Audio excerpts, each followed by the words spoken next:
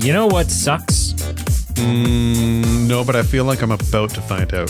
The genre of comedy for the last 2.5 decades. You're not wrong. There's been a couple of like Sure. standout great, Bruce Almighty, I guess, was like the 2000s, and that one was great. Brady, that's pushing it. Like, That's early like 2000s. 20 years ago. So that one was good. Yeah. I liked Jojo Rabbit is kind of a comedy, but it's like It's a noir. But it just feels like, and nothing against the people who like these types of films. Sure. But it feels like the last 2.5 decades have been the Knocked Up, Pineapple Express, Hangover. And don't get me wrong, like the first Hangover film, Yep. it's fun. Yeah. But it just feels like lowbrow, shitty humor that is not, and I'm excluding things like Deadpool and whatever else, because although they're funny as hell, they're in a different category altogether. You're talking pure comedy. Pure, just like, hey, a completely original IP, funny movie. Yeah, that hits. It's that hits. hard to find. Yeah. Until now. Well, yeah. Which I feel like is giving away the punchline of a review that's going to be coming out in the future. But London Calling is his new film. Yes. Starring Josh Duhamel. That... Well, not just Josh Duhamel. We've got Jeremy Ray Taylor. You got Rick Hoffman, Aidan Gillen, Arnold Vosloo. Like there's quite the an Mummy ensemble himself. Here. Yes. Actually, literally the Mummy. A film 5,000 years in the making. Yes. But directed by. I feel like saying friend of the show. I feel like at this point, I feel like it's the first time that we've used it that's not sarcastic. If you're on the show twice, then you're friend of the show. I think so. Yeah. At that point, right. You're not enemy of the show. No. Allan Ungar. Yeah, we were very happy to discuss with Allan his new project of the 2025 film London Calling. Yeah, we had sat down with him. 3 years ago. Yeah, crazy to think. On his film Bandit, which also starred Josh Duhamel, Mel Gibson, and Teenage Me's heartthrob Alicia Cuthbert. Nestor Carbonell, who is good looking, but he wasn't my teenage heartthrob. I was not. I was far more likely to have an Alicia Cuthbert poster up than one of Nestor. Right. Nothing against him. Nothing against Nestor. Yeah. They just don't make a lot of Nestor posters. Like that is a harder, that is dark. I still haven't figured out how to get onto the dark web. Yeah. But I know it's out there. I'm going to sidestep that completely. Okay. Hello and welcome. Welcome to the Movie Men podcast. I am Peter. My dark web naive co-host is Brady. And you say that as if you like. As if I know. I guarantee I know dick about the dark web. I guarantee you. I know more about the dark web than you do. Possibly. My zero knowledge is you have negative dark web knowledge. My misinterpretations are setting me back. You know how to spell dark web. That's where your knowledge ends. Yeah. But yeah, we were happy to sit down with Allan, talk about his recent project. Obviously, it's a fun film. We will be reviewing this film in some depth. That is going to be a different episode coming out in the near future. But this episode, as you can read, is the interview with Allan, and we are happy to present that to you.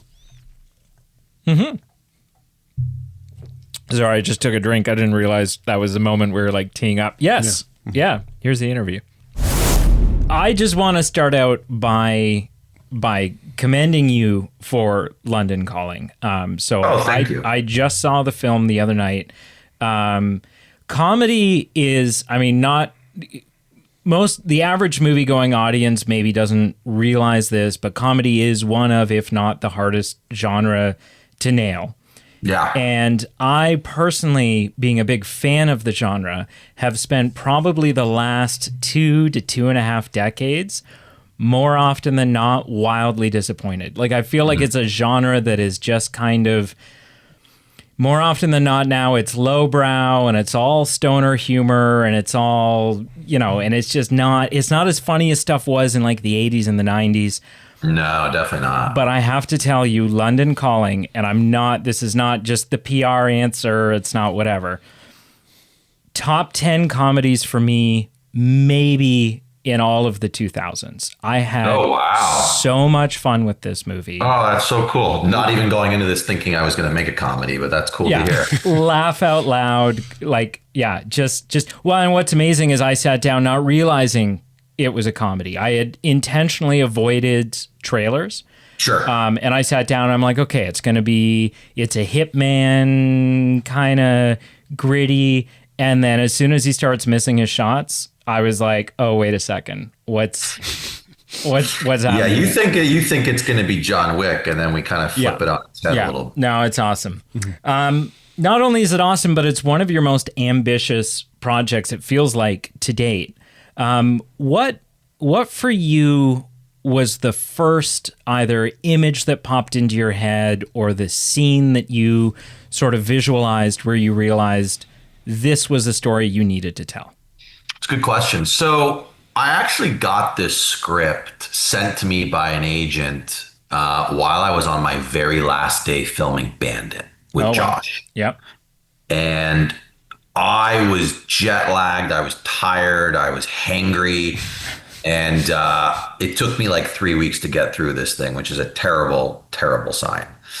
But as soon as I had started reading it, I was really taken by the heart that was there, the characters, the themes, because really this movie is about fathers and sons. And at the time that I got this script, I basically was about to lose my father, and the character of Tom, my dad's name was Tommy also. So it was just this weird, the universe was sending me something to think about. But, I grew up obsessed with buddy cop movies. I love those sort of seminal 90s movies, even 80s, talk about Midnight Run. And I just find that nowadays we don't make fun popcorn commercial movies that are also really heartfelt and have something to say. So that was really exciting. I don't think there was one scene specifically that did it for me, rather sort of this amalgamation of all your fun action elements and the comedic beats. And for me, I turned down a lot of action movies. I turned down a lot of this kind of stuff because I don't want to do it without the right resources. Right. And, luckily after Bandit had been my biggest movie, and we were able to get the accolades for the performances. And the weird thing about Hollywood is sometimes you can take my second movie was this Netflix movie that we did for like $3 million, and the action was awesome. We stretched the budget. But for whatever reason in Hollywood, that's not what impresses them to give you the big budget action movie. It's like a fucking Sundance indie darling that has no action, and then they'll give you the action. It makes no sense to me. But I was like, you know what? I'll play your game. I'll play the system. I'll go make a drama. Yeah. So I Bandit. But yeah, I was just really excited to make an action comedy. Yeah. Awesome. Yeah, that's really cool. So obviously this film has a really gritty noir kind of DNA to it, obviously. But kind of, we've been alluding to this, there's this contrast to it with this really heavy emotional underside to it, this emotional heart to it that is not just there, but it grows and progresses throughout the film. How do you thread that needle of just balancing those two really contrasting elements and just not getting confused in that? Yeah, I think it really kind of starts with you taking a step back and going in through character and kind of rooting it in character and figuring out what is their journey? What are we trying to say with this character? Where are they at? Where do they end up? And I think if you maintain that consistent through line and you don't lose sight of that, then everything else kind of falls into place. And I think, look, maintaining these balances, there's also an instinct that comes with it. And I think my instinct is drawn from the seminal films that I grew up watching that were really like these Amblin. It's funny. Someone had said to me that this kind of felt like John Wick in the Amblin world, which I thought was pretty funny, and it was a nice compliment. But that's kind of what it is, right? Because it kind of draws from that era where there were these emotional through lines. Yeah, and a film that, like, when I finished watching it, I thought, this gave me everything that I needed, but also left me, I walked away going, I'd watch a sequel. Like, there's enough character-wise. There's enough. You get interested enough in Tommy and sort of this world that he's in that I'm like, there's possibility to see, just because he's got this arrangement at the end where like, oh, he's gonna start to be the present dad a little bit, doesn't mean those things don't go a little haywire and whatever. Yeah, and you could see Tommy helping Julian go to prom or something. Like, you can just see where the next step is going to go with them, right? Yeah. It's funny, we joked about it ever since we finished making the movie that it would be fun to. There was a lot more of a story to be told, and we kind of left things with Rick a little ambiguous. Yeah. But yeah, it always depends on how the movie does. Sure. Right. If enough people see it and it makes enough money, then I think there's a lot of people that would make a sequel to this movie. Sure. So it's in the hands of the universe now. You've definitely got a killer cast in this. Yeah, a bunch of people, everyone in this film has got a great track record. They have established careers. They're all people that you kind of know what you're getting when you cast them. Was there anyone, though, in this film that delivered a performance or did something that, with their performance, that even caught you off guard and sort of went a place that you didn't expect it to? Yeah, Jeremy. I would say Jeremy. And I think a lot of people feel that way. And that's not to take anything away from anyone else in the movie. I think Rick steals every scene he's in. I think that Josh gives such a layered performance that blends levity and gravitas. But Jeremy really hit it out of the park. We cast a pretty wide net to try to find our Julian, and we knew that the whole movie hinged on the chemistry and the relationship, but also this empathy that you need to feel. And the thing about Jeremy is, if you've seen the It movies, he's the heart of those movies. He is, yeah. And it's partly his physicality, it's partly his ability as a performer. And the funny thing about Jeremy is, he's like a power builder. Like he has like a SWAT training facility. He builds cars. Like, I was like, dude, I need you to be soft and cuddly. And then he's constantly like, hey, can we get like an action shot of my muscles? I'm like, dude, this is the wrong character. Yeah. It's not what we're doing. So we were constantly joking and battling over that. But he really shines in this movie. Oh, and yeah, he definitely, I think, caught everyone off guard. Allan, there's definitely some incredible visual sequences in this movie. And for me, I mean, there's a lot to list, but even just the morning after our interaction with Tommy and Julian riding in the sunrise. But there's a lot of different really well done, aesthetically done scenes that are just on their own visually successful, but also some scenes that also are also moving the story forward. And I'm just wondering, from your perspective creating this, was there one scene that really stood out as really difficult to navigate, really difficult to pull together, whether it was because of the emotional weight of the moment or the logistics or just all the moving pieces? But was there one scene that stood out as just the most so we difficult? We shot this in Cape Town during peak season. It was Christmas time, and securing any location was a nightmare. Yeah. Every time we'd get something, we'd lose it. And I'll give you one example of how brutally the logistics came into play here, before I answer sort of your question. But we had a sequence where Josh is teaching Jeremy how to drive stick towards the end of the film. Yeah. And originally that was set to be in his apartment complex parking lot. And we secured the location. It was a residential complex. There must have been 50 cars in the parking lot that, you have to clear out in advance and get the tenants to move everything. And we showed up 6 a.m. on our shoot day, and not a single car was gone. They were all there. They were all just there. Yeah.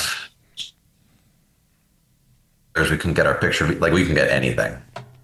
And I just remember being like, what the fuck are we going to do? And literally we had to find a new location to shoot.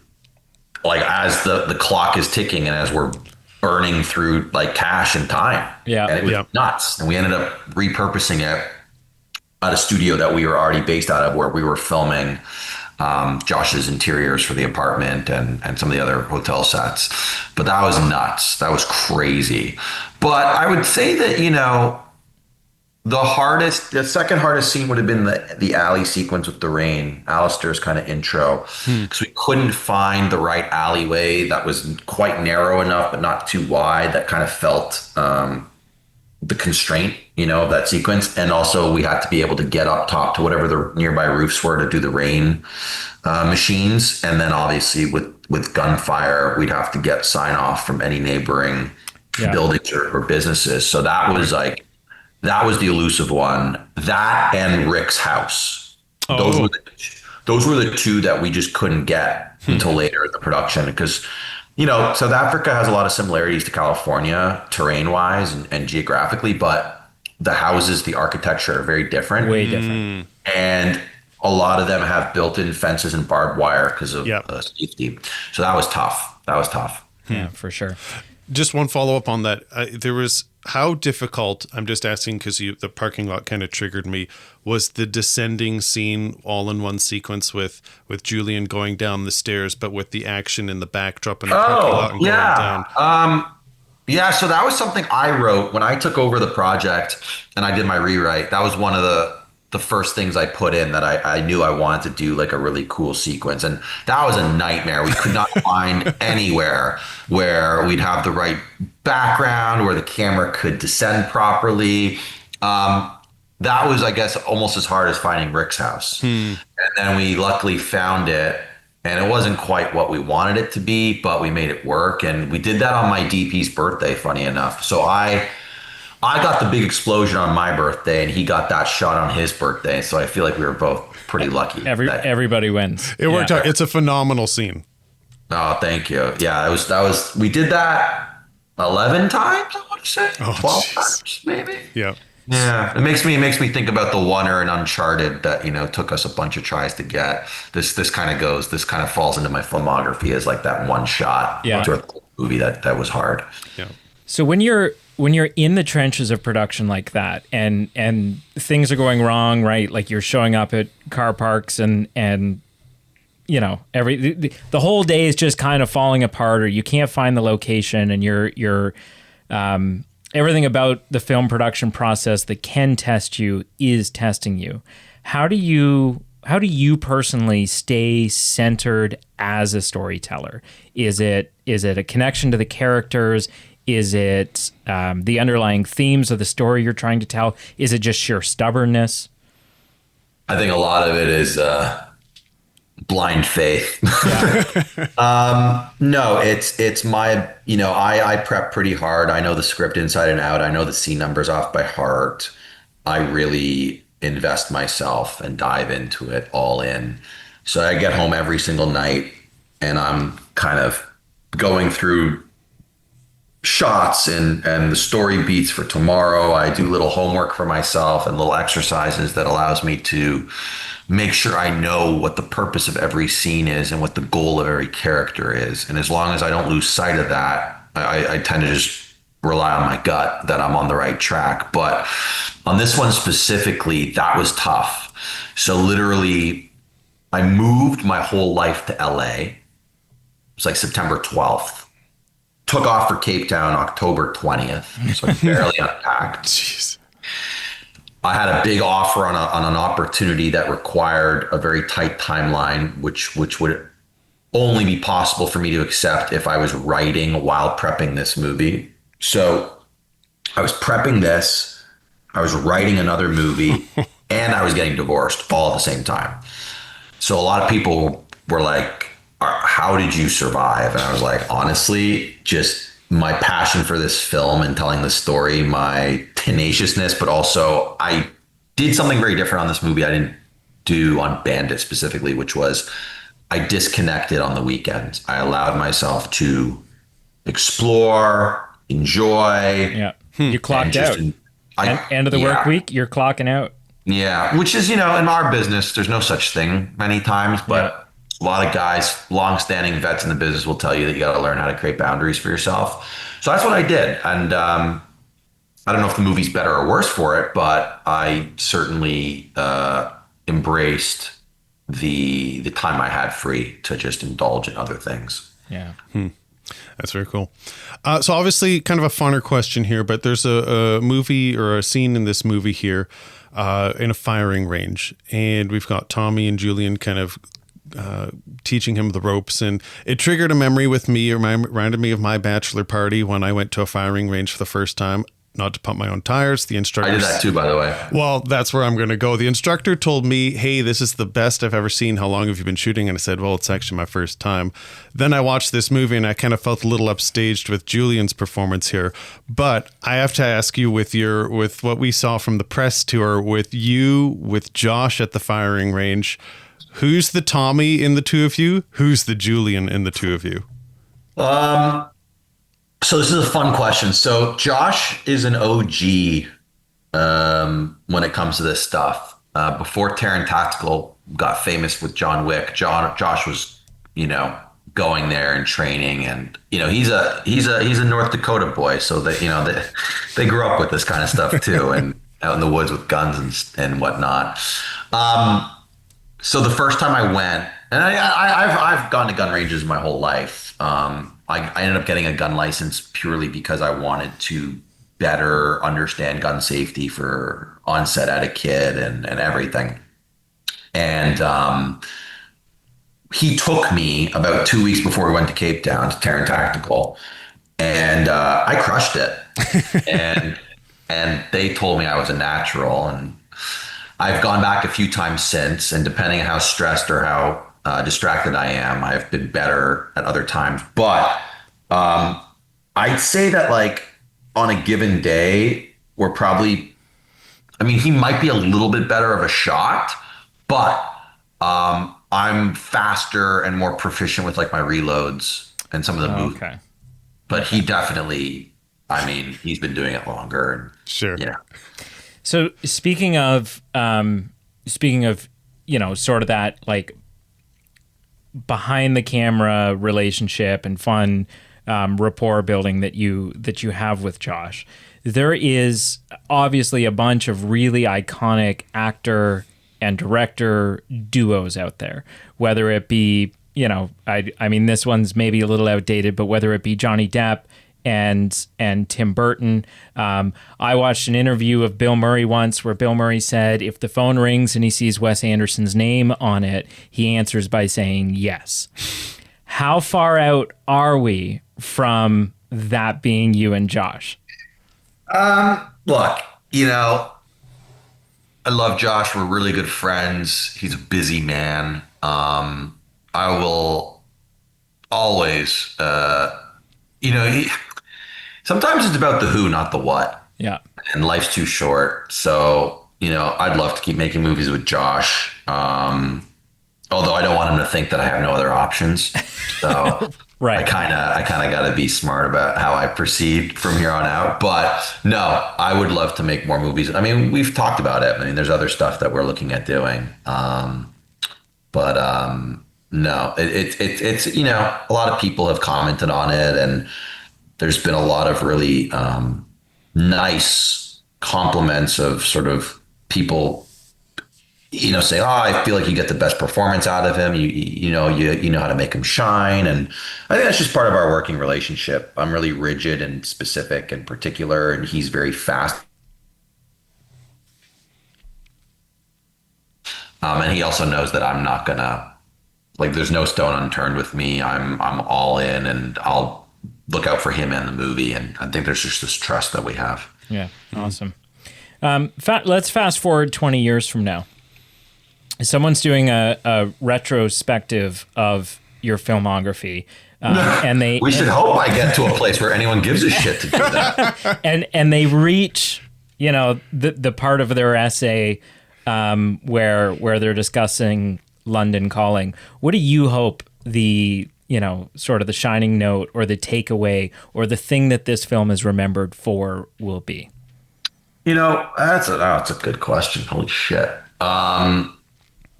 I think that The most important thing about this film, especially for what, we want people to take away, is that it's just meant to be fun. Yeah. At a time in the world where like things are bleak and upside down, this is really just about having fun, but also showing that movies can still have heart and say something. And, my hope for myself and, for what the film represents for me is that it's sort of the stepping stone or the gateway to that propels me into making bigger movies.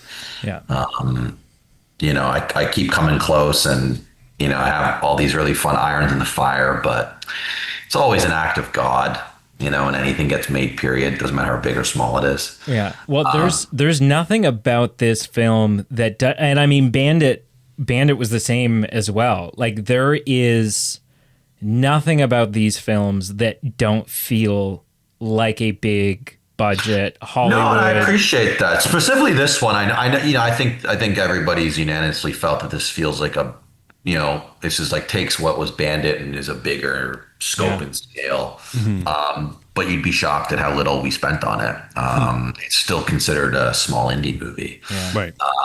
Which is a credit to my team and everyone that worked on this, that we were able to pull this off and make it look as good and as big as it is. Yeah. Mm-hmm. But certainly, the hope is that this is sort of, I can parlay this into getting a big $20 million movie, the Billboard movie that everyone wants in their career.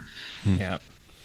So I guess just kind of looking back as you as a professional through your career with your different projects of Bandit and Gridlocked and now this, is there one, as a creator, is there anything that you've learned that you wish you could give yourself a lesson to 5 years ago, 10 years ago, maybe to save you a bit of a heartache of, just being more efficient or growing in a certain way? Is there something you could have told your younger self that you would like to?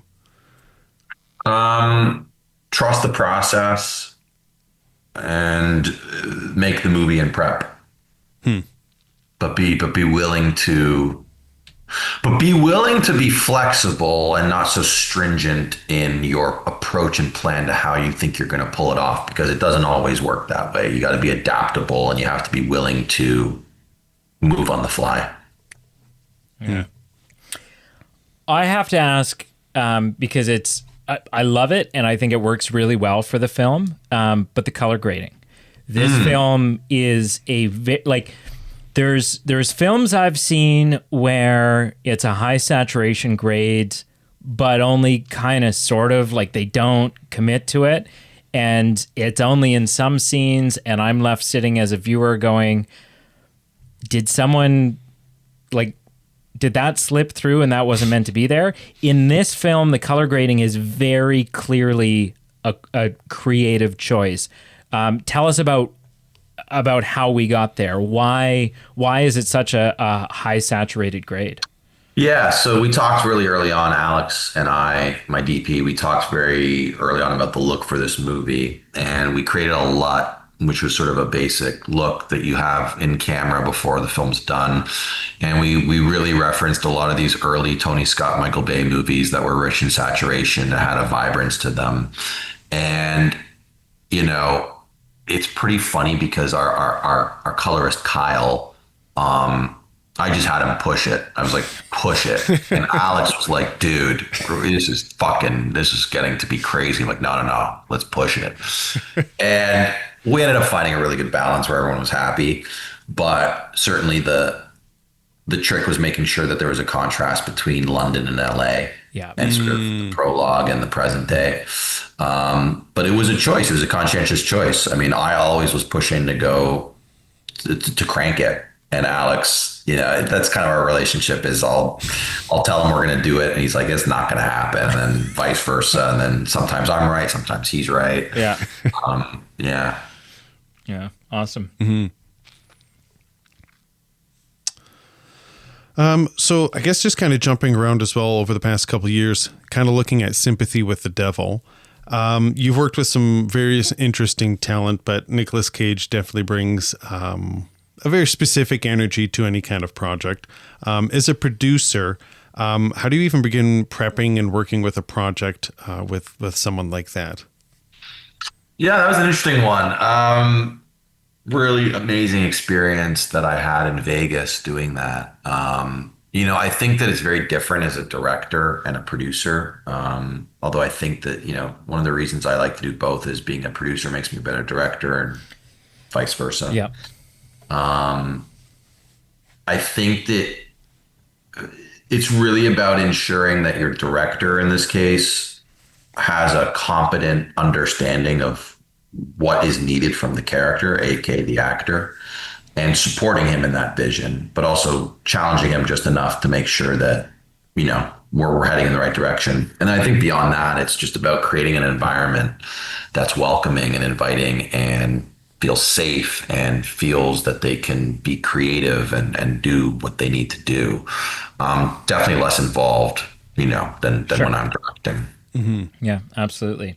Well, the question that we have to end this interview with, and it's the most cliche question, but it has to be asked, and it's also the question, ironically, that nobody ever gets a full and detailed and transparent answer to. But what's next? Of course, because we're all superstitious. Yeah. It's a good question. I don't know. I've got a few things I'm really excited about. I've got projects that are really speaking to me right now. I think that, I feel like I've proven a lot in this sort of popcorn levity space. If you look at this sort of chapter in my career, and you're talking about retrospectives down the road, but you look at the last few years of my career, Uncharted, Bandit, London Calling, they're sort of all one idea, right? It's the charming hero, the levity, the heart. And certainly the logical desire is to do that on a bigger scale now, which it is. And there's some really great stuff that we're looking at. But there's also some stuff that flexes a different muscle. And there's some other stuff that's probably a little bit more gritty and darker that has caught my attention. So I don't know. It depends. I mean, part of it is, how does this movie do? Does it get out there? Do people talk about it enough? Does it build momentum? I don't know. It's, we just kind of hit the finish line and we crossed that. And, I've been taking some time just to sort of reflect on the chapter ending. You kind of come off this crazy high and you're like, oh, that's weird. Wake up. I'm like, now what? Yeah. So, yeah. Well, we'll be pushing the film for sure. It's like I said, I love every moment of this film.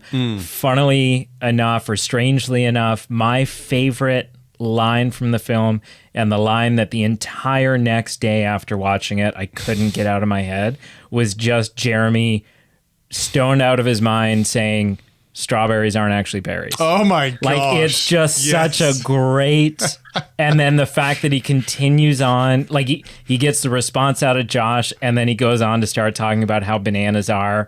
It has something to do with seeds. Like, it's and then it pans to another character in that scene, and just something kind of subtle happens, and then I just even laughed out loud at that point. It's oh so my funny. Gosh. It's truly a wonderful film. That got a lot of laughs at the two premieres that we did, for sure. Yeah.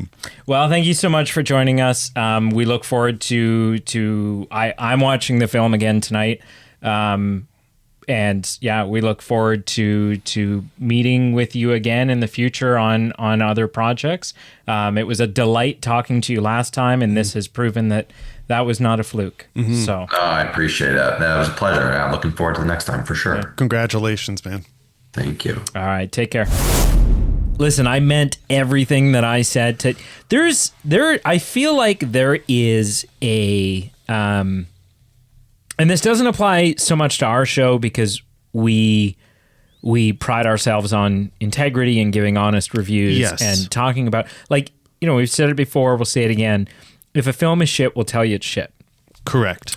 Carl and I do that a lot. We're not going to pump any tires just for the sake of Most of the shit films that we talk about are films that Carl's picked. I don't know why it's worked out that way. I do. Yeah. But we have integrity when it comes to telling you a film is bad. Mm-hmm. I feel like there's sort of this thing whenever I'm watching someone give an interview or do an interview with a director or an actor, right? So like even late night talk show hosts like Jimmy Fallon, right? Mm-hmm. All the love in the world to Jimmy Fallon.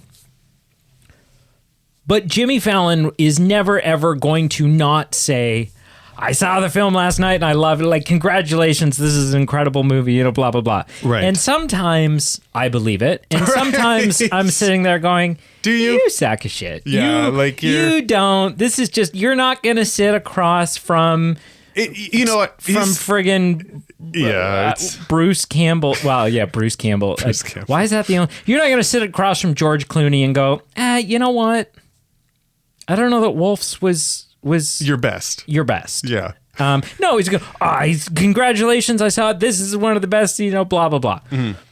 I truly, genuinely mean everything that I said to Allan in this interview. This is a film that you should go and check out. If you're in Canada right now, it is available on Amazon Prime. Yep. Not for like you can buy or rent it there. Correct. Yes. Same thing with Apple. Yep.